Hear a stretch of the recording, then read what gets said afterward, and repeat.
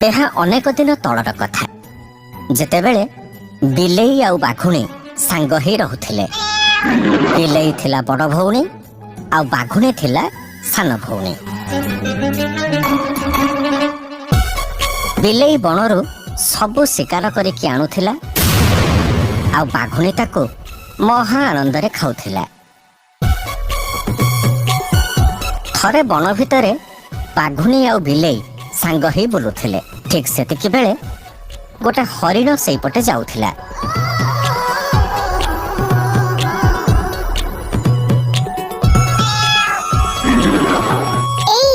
ତୁ ଏଇଠି ରହ, ଏଇ ବୁଦା ଆଢୁଆଳରେ ରହ, ଆରପଟକୁ ଭୁଲରେ ଯିବୁନି। ଠିକ୍ ଅଛି ନାନୀ, ମୁଁ ଆରପଟକୁ ଯିବିନି। ଜାଣିଛୁ କାହିଁକି ଯିବୁନି?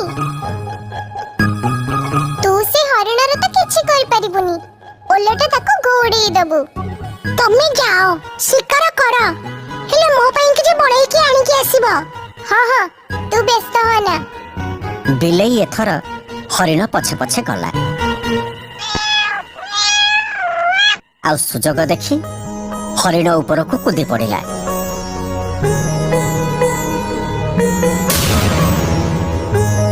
ହରିଣ ଛଟପଟ ହେଇ ମରିଗଲା। ବିଲେଇ ସାଙ୍ଗେ ସାଙ୍ଗେ ବାଘୁଣୀକୁ ଡାକିଲା।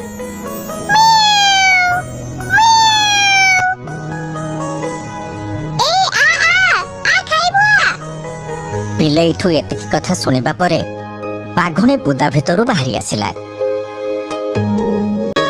ଆଉ ଦୁହେଁ ମିଶି ଆରାମରେ ହରିଣଟାକୁ ଖାଇଦେଲେ।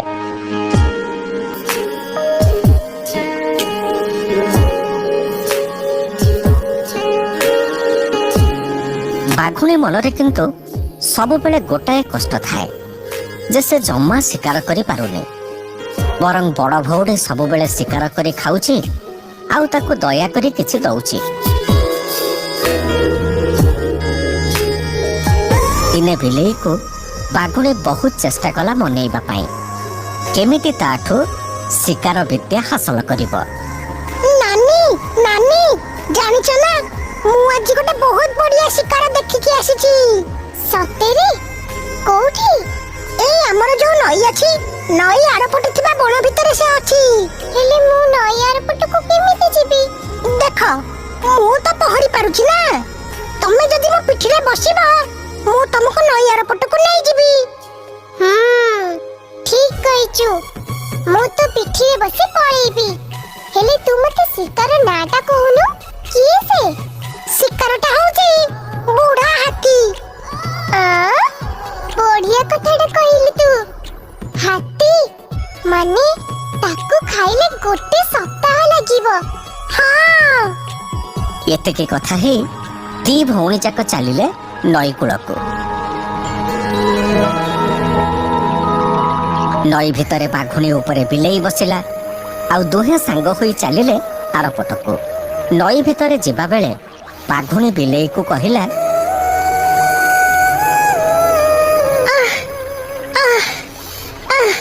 ନାନୀ, ମୋର ଆଉ ବଳ ପାଉନି। କଣ କରିବି କହିଲୁ? ମତେ ଲାଗୁନି ଆମେ ଆରପଟରେ ପହଞ୍ଚି ପାରିବା। ହଁ, ତୁ ମତେ ନଈ ଭିତରେ ବୁଡେଇ ମାରିବୁ ନା କଣ? ସତରେ ନାନୀ, ମତେ ଲାଗୁନି ଯେ ମୁଁ ଆଉ ଆରପଟକୁ ଯାଇପାରିବି। ସତରେ ତୁ ମତେ ଏଠି ମାରିଦବୁ ନା କଣ? ଏ ଯାହା କର, ଯେମିତି କର, ମତେ ଆରପଟକୁ ନେଇ ଚାଲ। ହେ ମୋ ମାଲୋ, ତତେ ମୁଁ ମୁଣ୍ଡିଆ ମାରୁଛି। ତାହେଲେ ଗୋଟେ କଥା କହିବି, କରିବ? କଣ କହୁଛୁ କହୁନୁ?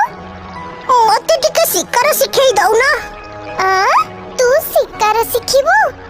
ଶିକାର ଶିଖେଇ ଦବ ଯଦି କୁହ, ନହେଲେ ଏଇଠି ବୁଡେଇ ଦେବି ସିଧା।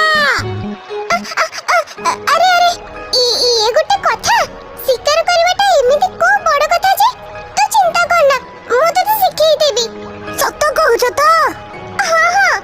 ଦୁଇ ଭଉଣୀ ସାଙ୍ଗ ହେଇ ନଈ ଆରପଟେ ପହଞ୍ଚିଲେ।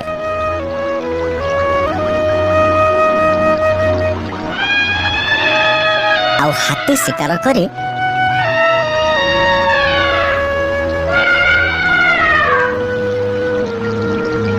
ତାକୁ ଖାଇ ଫେରି ଆସିଲେ।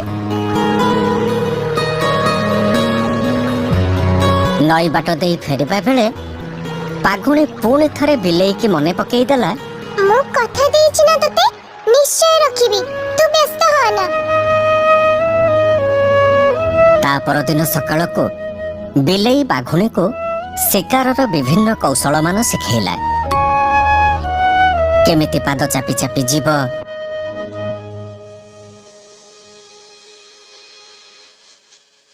କେମିତି ପଛପଟରୁ ଆକ୍ରମଣ କରିବ,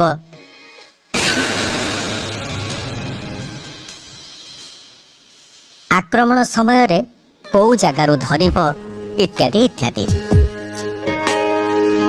2-4 ଦିନ ଭିତରେ ବାଘୁଣୀ ବିଲେଇ ଠାରୁ ସବୁ ଶିଖିଗଲା। ଆଉ ଦିନେ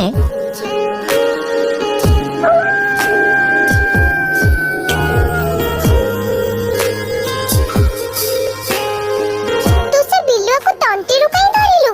ତା ବେକକୁ ଧରିଥାନ୍ତୁ, ତାହେଲେ ସେ ଖସି ପାରିନଥାନ୍ତା। ଆରେ ମୁଁ ତା ତଣ୍ଟିକି ଧରିଲି ବୋଲି ତାକୁ କଣା କରି ରକ୍ତ ପିଇଗଲି। ବେକକୁ ଧରିଥିଲେ କଣ କରିଥାନ୍ତି? ବେକକୁ ଧରିଥିଲେ ତାକୁ ଦାନ୍ତରେ ଛିଣ୍ଡେଇ ଦେଇଥାନ୍ତୁ। ମୁଁ ଯାହା କରିଛି ସେଇଟା ବି ତ ଭୁଲ ନୁହଁ ନା? ସମ୍ପୂର୍ଣ୍ଣ ଭୁଲ। ଶିକାର ଏମିତି କରାଯାଏନି। ଅଧିକା କଥାବାର୍ତ୍ତା କରନି। ମୁଁ ଯାହା କରିଛି ଠିକ କରିଛି।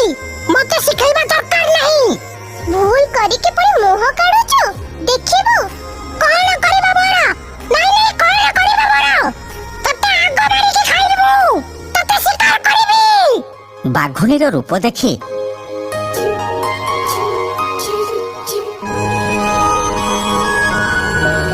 ବିଲେଇ ଛାନିଆ ହେଇଗଲା। ଆଉ ବ୍ୟସ୍ତ ହେଇ ଗଛ ଉପରକୁ ଚଢିଗଲା। ରକ୍ଷା ହେଇଛି। ମୁଁ ତାକୁ ଗଛ ଚଢିବା ଶିଖେଇନି, ନହେଲେ ହାତୀ ମତେ ମାରିକି ଖାଇ ଦେଇଥାନ୍ତା। ହେ ପ୍ରଭୁ, ମତେ ରକ୍ଷା କରିଦେଇଛ।